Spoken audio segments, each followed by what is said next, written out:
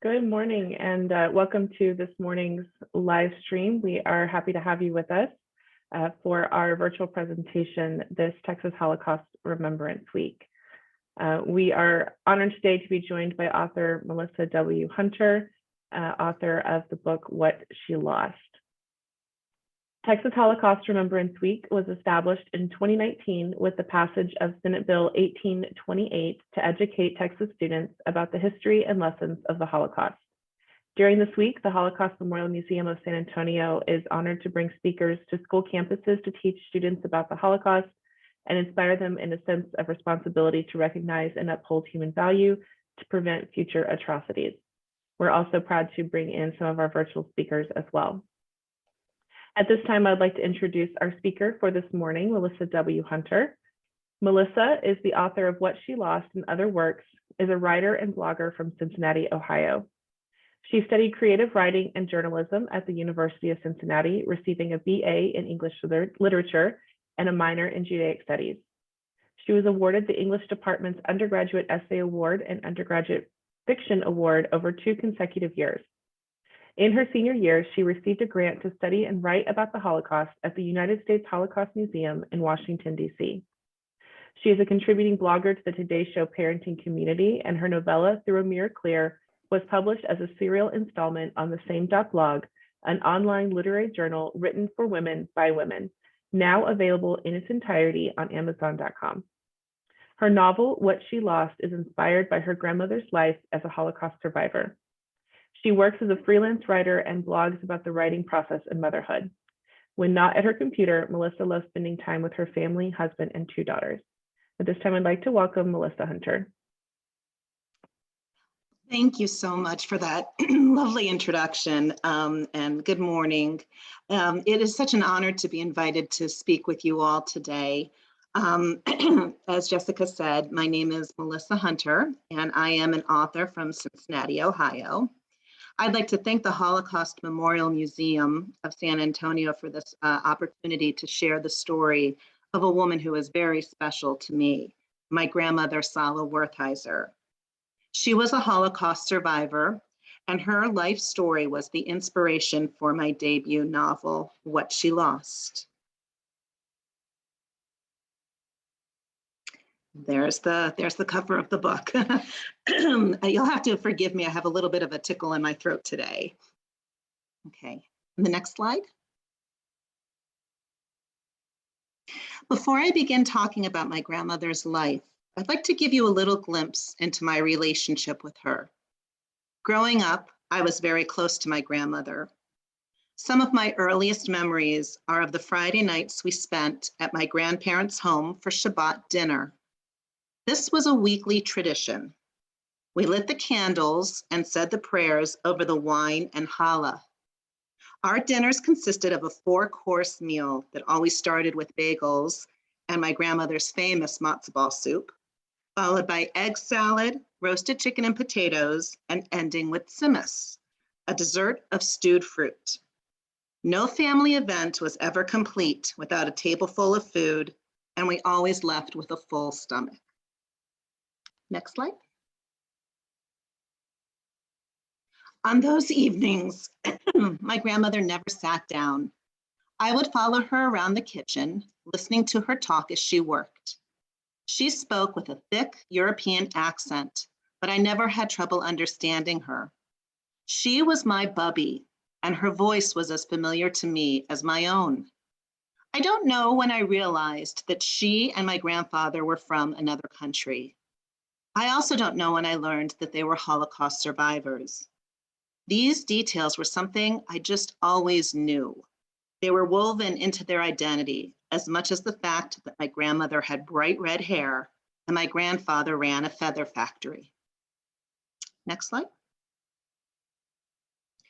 In school, I discovered a passion for writing when my 8th grade English teacher assigned us a journal to write in. I kept many journals throughout middle and high school. And when I was in high school, I joined the literary magazine and newspaper. By the time I went to college, I knew that this was the path I wanted to pursue for my future. And my greatest dream was to write a novel. As I got older, my grandmother began to open up to me about her life in the concentration camps. I knew after hearing her stories that my first book would be about her, to honor her life and make sure that future generations wouldn't forget what she had lived through. So one afternoon about 20 years ago, I sat down with my grandmother and a small 8mm camera and interviewed her on her life. I used the information from our interview, along with a lot of research, to write my first novel, What She Lost. It's my pleasure to share parts of that interview and research with you today. Next slide. Before taking the name of Sala in a crowded immigration office on Ellis Island, my grandmother was known as Chaya Sarah, or as her family affectionately called her, Wilde Chaya, the wild one. She was born in Olkusz, Poland, where she grew up in a large Orthodox family. In the following slide, my grandmother shares a little bit about her childhood.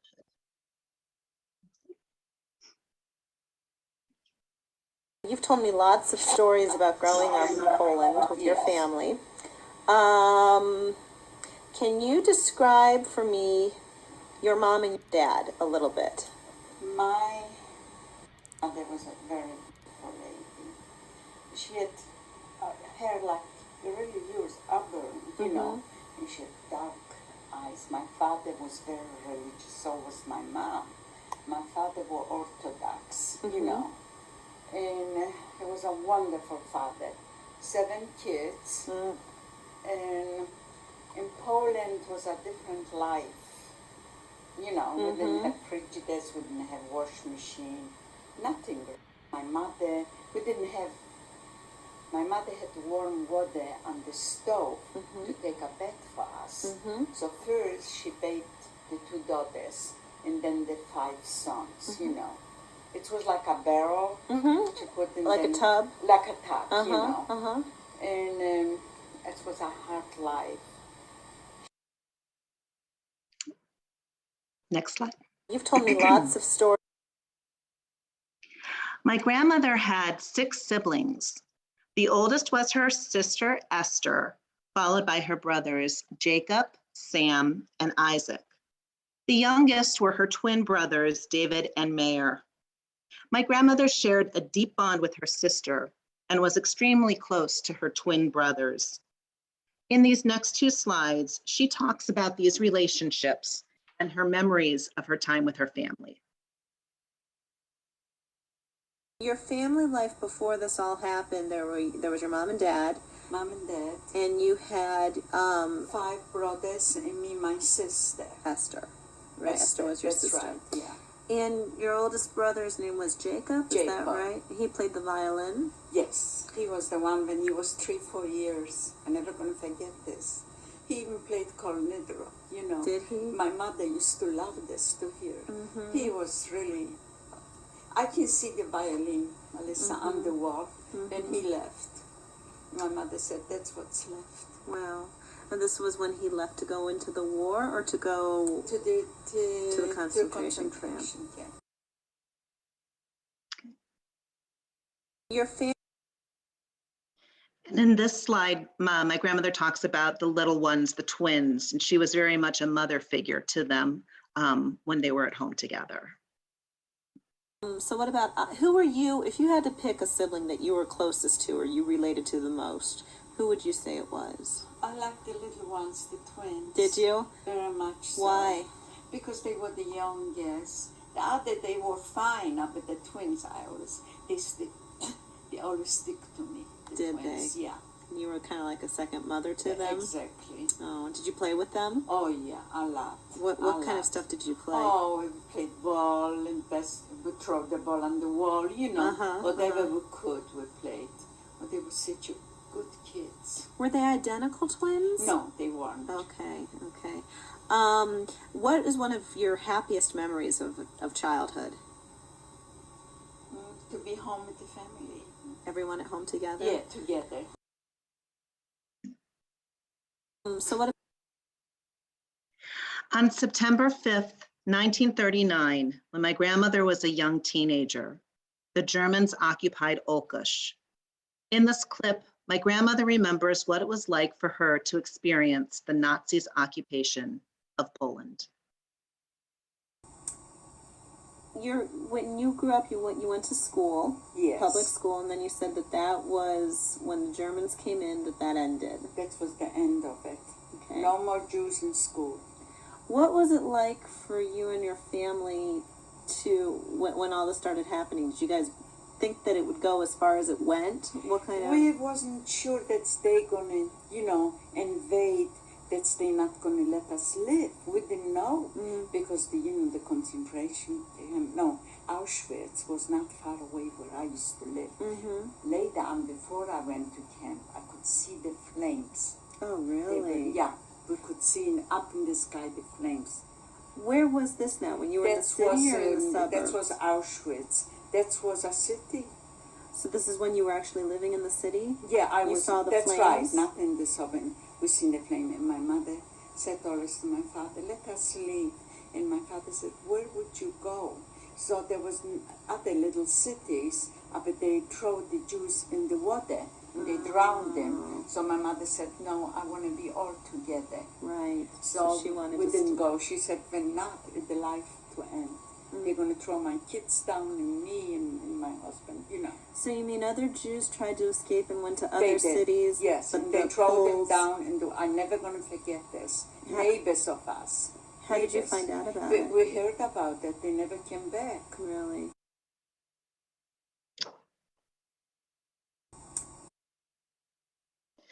One major event that occurred in Olkusz was something that came to be known as Bloody Wednesday. This historical event is documented in a number of sources. On July 31st, 1940, the Nazis gathered all the Jewish men over the age of 14 to be registered. They were subjected to hours of bullying and torture, forced to lay face down in the town square, and beaten if they moved. Next slide. In the summer of 2021, I was approached by an independent director of a film series called Generation to Generation. He was documenting the life story of survivors as told by their descendants. And together, we recorded a documentary about my grandmother's life and my novel. The following scene is taken from this documentary and talks about what happened during Bloody Wednesday. During the summer of 1940, Sarah had recently turned 15, and in the 10 months since, the Germans had occupied her town. She witnessed their brutality and cruelty grow bolder with each passing day. But on July 31st, 1940, humanity was no longer a part of the Nazi vocabulary. On July 31st, 1940, my grandmother was woken up very early in the morning by pounding on her door, on her family's door. There was a German soldier, a Nazi, that had come to the door and demanded that her father and her oldest brothers come with him. This was before dawn had even broken. She described this to me in great detail. She said that they left, leaving my grandmother and her mother and the twins, who were very young at the time, at home. And she didn't know for most of the day what was taking place. And what ended up happening was the men 14 and older in the town of Olkusz were rounded up and taken to the center of town, where they were forced to lie face down on the town square all day. They were not allowed to move. They weren't allowed to use the restroom. Many of them were beaten. Many of them were ridiculed, and they had to register as being Jewish at that time in the town. And what I came to discover in the research that I did was this was not unusual activity in small cities throughout Poland.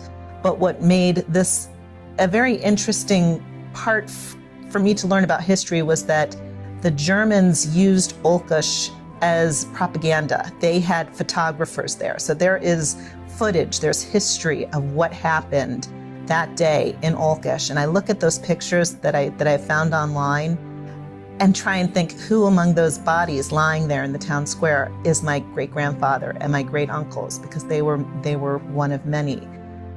They did not return home until later that day, and as my grandmother said, they were broken. My great-grandfather came through the door and collapsed and cried, and it was really the first experience that they had of the humiliation and the dehumanization that the Nazis continued to perpetuate throughout the war. In September of 1941, Jews were displaced from the center of Olkish to the ghetto, established in the suburbs or rural area outside the town limits. Jews were allowed to transport their belongings to the quarter by carts, which were assigned by the Jewish community.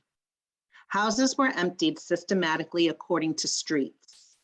This displacement lasted about 10 days.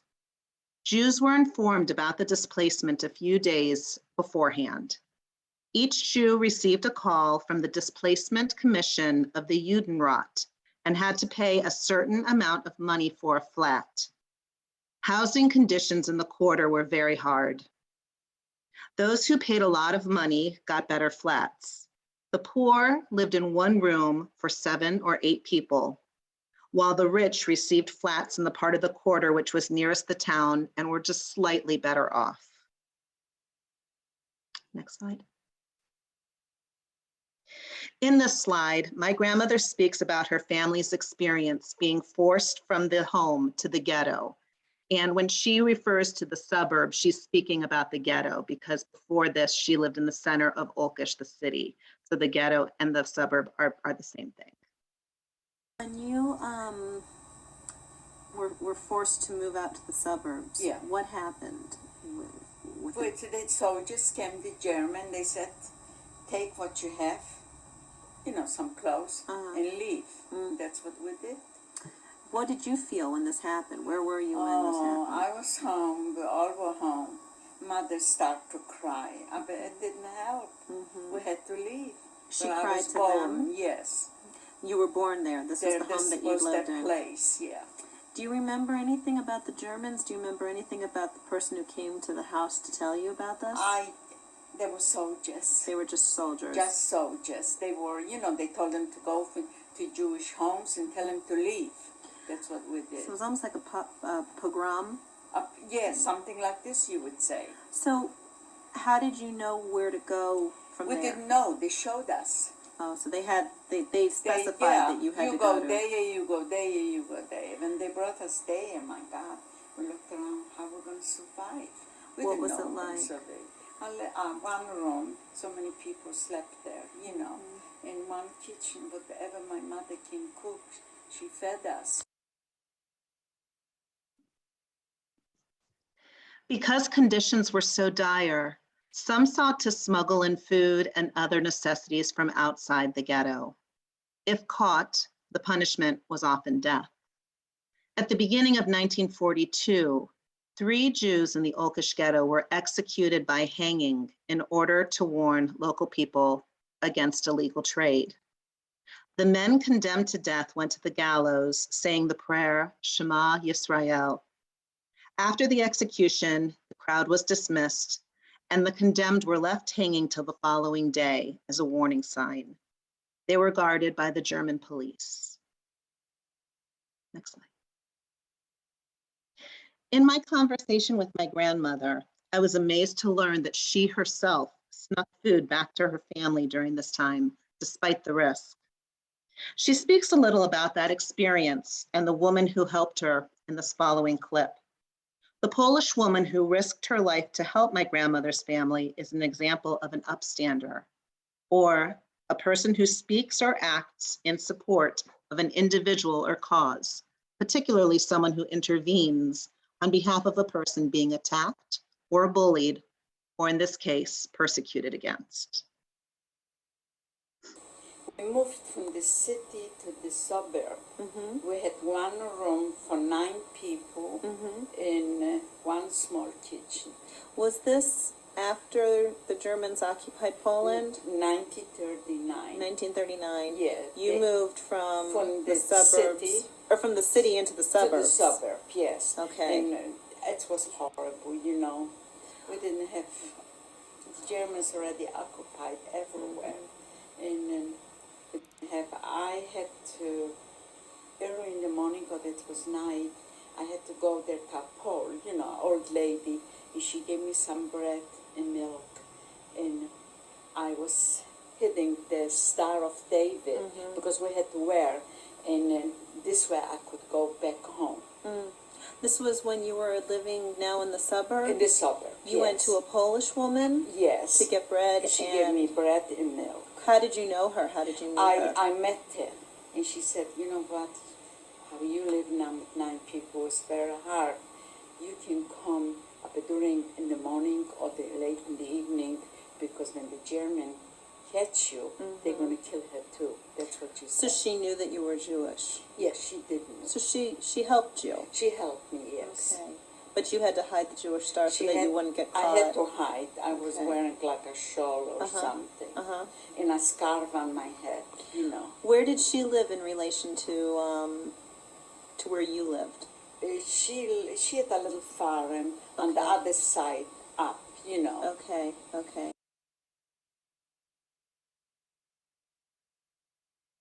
In 1942, a large number of Jewish girls and women were deported from the Olkish Ghetto to forced labor camps. In my research, I found a list that named these women. I was amazed to discover my grandmother's name in the list, surrounded by the names of her cousins, as seen by the red arrow on the bottom there. She's the very last name. Throughout her time in the camps, she managed to stay with her cousins Gutcha and Privka. Having someone close in the camps, a family member or friend, often gave the prisoners something to live for, despite the inhumane conditions. And this was the case with my grandmother and her cousins. All 3 of them survived. Next slide.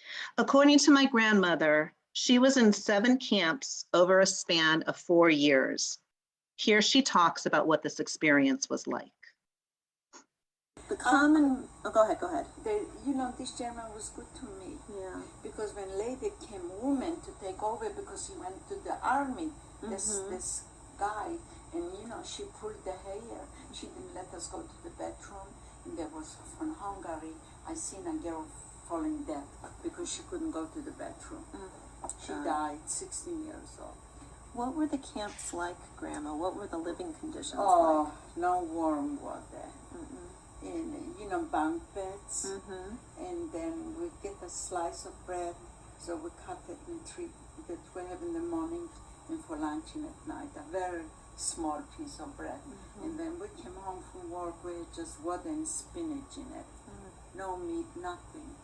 We were hungry. We were so hungry we couldn't even get to sleep.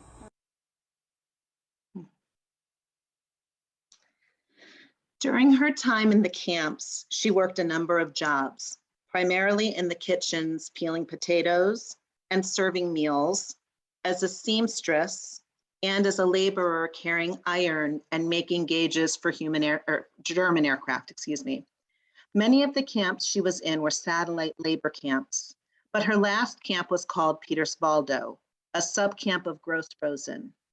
She mentioned this camp as well as Klettendorf to me by name.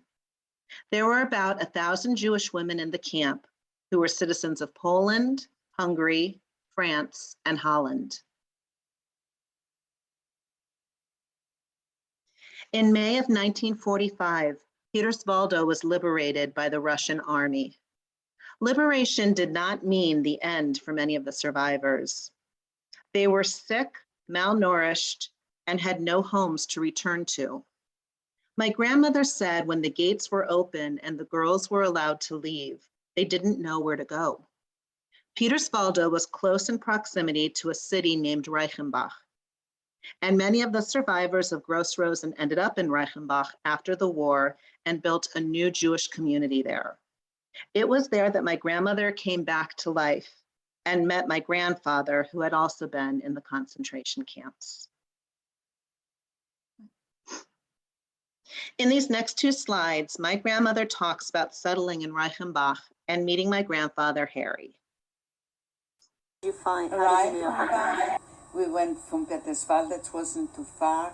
It's called Reichenbach, and there was a big city, and there was the headquarters from the Russian. They took over, so and they sent us there, and so I met Grandpa. You met Grandpa. And here she continues to talk about meeting my grandfather. So then Grandpa started to court you. He wrote you love letters. Love letters. Oh, I love those love letters so Really? much. You don't happen to have any of them. No, do you? I wish I would, because, you know, we traveled there after and we didn't know what to take. I wish I would have one letter. Yeah. But everything in Polish. It was you know. all in Polish, All in sure. Polish. Do you remember anything that he said in the letters? Oh my God, that life is so nice, and he's going to share everything with me and this. I love that. And my brother didn't let me marry because he said, it's too early for you. But, you know, he couldn't find anybody. Later he found his brothers, you know. And he said, no, I have to have you. And I said, fine. And we married by the Russian. Wow, the Russian married you? Yes, there was a rabbi, but you know what they did? It's good nobody was living upstairs. They put, how you call, bullets in the ceiling. Oh, for when you good got, luck. really? When you I'm got, never going to forget this. Wow. Yes, that was a beautiful wedding. I love hearing her voice. Well, my grandmother ended up living in a home abandoned by a high-ranking Nazi soldier. She first lived in a deserted hotel. When my grandmother spoke to me of Reichenbach, she said it was like a ghost town after the Germans evacuated, and survivors found lodging wherever they could. A resource that was of great help to me in writing my book and helping to illuminate what this was like was a thesis entitled "The Town Where the Jews Lived Twice." According to the author, when the Soviet troops entered Reichenbach on May 8, 1945, they found around the Hotel Kaiserhof the corpses of a number of German deserters hanged by the SS men prior to their withdrawal. It was amazing for me to see the images of this hotel where my grandmother first found shelter, and it's still standing today.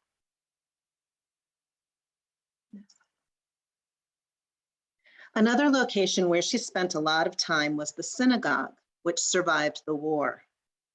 One story I found fascinating during my research was how the synagogue managed to survive when so many were destroyed. According to an article in the Israel National News, the synagogue of Reichenbach was in danger of being demolished under the Nazi regime. To save their beloved house of worship from this disaster, the Jewish community turned to Conrad Springer, a Gentile who worked as a maintenance man for the community before the war. Springer was given money by the members of the community to purchase the building from the German authorities.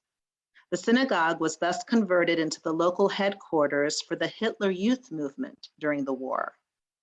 After the war, when remnants of the Jewish community returned to Reichenbach, Springer returned the keys of the synagogue to them without a request for payment. As a writer, I found the story of altruism so fascinating that I included Conrad Springer as a minor character in my novel. It also led me to wonder how many other small heroes or upstanders there were like him and the woman who helped my grandmother to smuggle food into the ghetto. Next slide. Ultimately, my grandparents decided to move to America. My grandmother speaks about this here. What was your impression when Grandpa talked to you about going to America? What did you know about America at the time? I didn't know too much. I heard America is supposed to be good, you know. We didn't want to stay in Germany anymore. I said the soil is blood. Wherever you go, you can see blood. That's what was in my mind, you know. I believe it. And I didn't want to stay anymore. Wow, unbelievable. Being able to write my grandmother's story has truly been a labor of love. My goal in writing what she lost was to capture her story for my own children. But since its publication, the story has become something more. It is a way for me to bear witness for a generation of survivors who will soon no longer be with us to to tell what they lived through firsthand, and to make sure the lessons of the Holocaust are never forgotten. I'm pleased to say that What She Lost is being read in schools to help further Holocaust education and honor the memory of those who both perished and survived. Next slide. And unfortunately today, we still see examples of intolerance and injustice in our world. If there is a lesson to be learned from the Holocaust, it is to be an upstander and to speak or act out against the injustice we see on both a personal and global level. Sadly, my grandmother passed away in February of 2020, only months before the COVID outbreak. It was a blessing that her family could be by her side in her last hours and have a proper funeral for her. The moments I spent with her will always hold a special place in my heart. And while What She Lost is a fictionalized account of what my grandmother experienced, the events are based on real moments in history, and the characters are as real to me as the people that they're based on. These are some family pictures I love. Thank you so much for joining me today and allowing me to share my grandmother's life with you. I'm happy to answer any questions and hope that you will continue to learn how you can be an upstander as well. Thank you.